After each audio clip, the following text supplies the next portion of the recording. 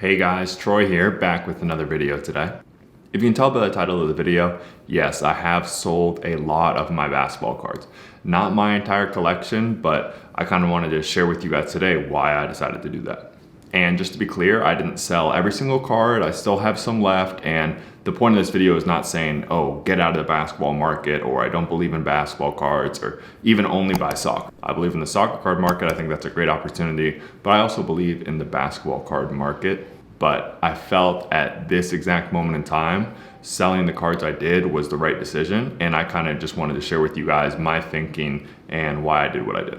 So the first reason is the market is hot right now. It's cooled off in the last couple weeks, but I think especially in the speculative prospects and some of these mid-tier guys, the market is actually at a pretty high place because everyone's looking to get in on basketball and be able to flip someone. Almost every card I sold was of these mid-tier guys, and I'm gonna have them pop up on the screen kind of through this video, what I paid for them, total cost, grading, shipping, taxes, and then what I ended up getting for them after fees and everything. And if you'll notice right away, a lot of the guys I'm selling are, Lonzo Ball, John Collins, and specifically with Lonzo, I felt like these prices were pretty high considering what he's done, or more importantly, what he hasn't done. And with him, and also John Collins, who I sold a lot of, definitely a big believer in him, for the very least, to keep in my PC. But it kind of brings me to the point of this video, which is that I didn't have a plan. I always get a bunch of DMs asking me, should I buy this card? Should I sell this card? Is this price too high? Is this price too low? All of these type of things. And to kind of answer all those questions at once, what'll help you guys the most is just having a plan. If you have that, any purchase or sale that you do, I really think will work out. With Lonzo and JC and some of these other guys I'm selling, I really wasn't sure what my plan was. When am I planning on getting rid of this? What do I see happening in the future that's gonna justify their values right now or send them even higher? I felt like I was kind of, to use a poker term, fishing. And to really simplify it for you guys who maybe don't play poker, it's when you don't have the best hand, you know the other guy has a way better hand than you, but you're still betting and putting in chips, hoping that the very last card turns over and you get really lucky and then you're the winner. I don't think that's how you should play poker, and it's definitely not how you should do sports cards. I just felt there was too many ifs. Lonzo could start shooting better, and then his overall play will go up, and then he'll get more attention, and then the Pelicans will play better, and then they'll go to the playoffs, and then people will start speculating on Lonzo. And I kind of had to cut my losses in a sense with him too. I see people posting videos of, oh, I bought this guy and, well, it looks like he's not going to turn out, so I'm just going to take a loss on this one. That's not the way to do it at all, especially in today's basketball card and card market. Pretty much everyone has some sort of value. So if you're convinced that the guy you invested in is really not going to turn out and there's still value to his cards, there's definitely an argument to be made, just sell them. Get some of that capital back. Which leads me to my next point. Basically, in terms of not having a plan as well, I was low on capital.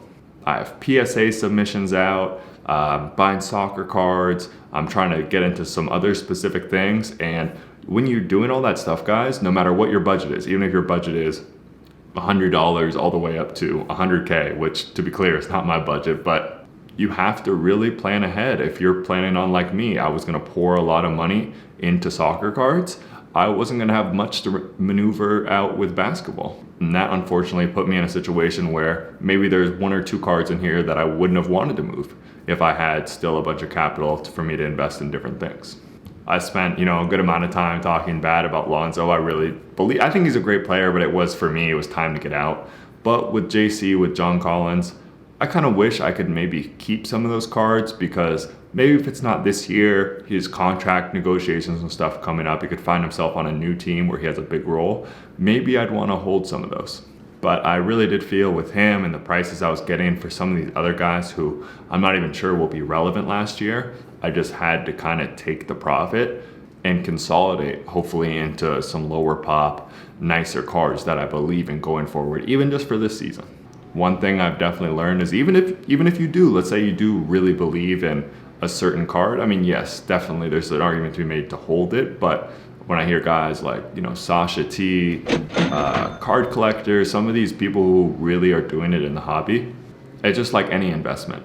You kind of want to get in and get out as quickly as you can. So when they get a card and they make that profit, they're trying to get that profit back as quickly as possible and then move it into some nicer stuff. So definitely stay tuned for that. I'm looking to pick up some nicer cards. I think there's a couple guys who are coming soon with the playoffs. I'm seeing it all over the place. Something I've echoed a lot, but that playoff mindset is already coming. I'm seeing money moving into Bam, even Joel Embiid, who's having a pretty good season so far.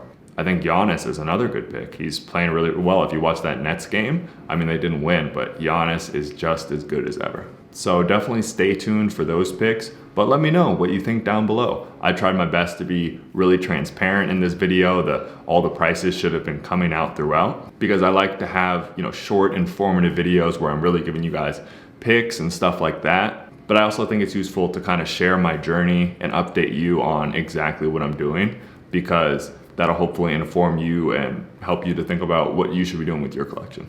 But definitely let me know what you guys think down below. Did I make the right decision? Was there any of those cards that you would have personally kept?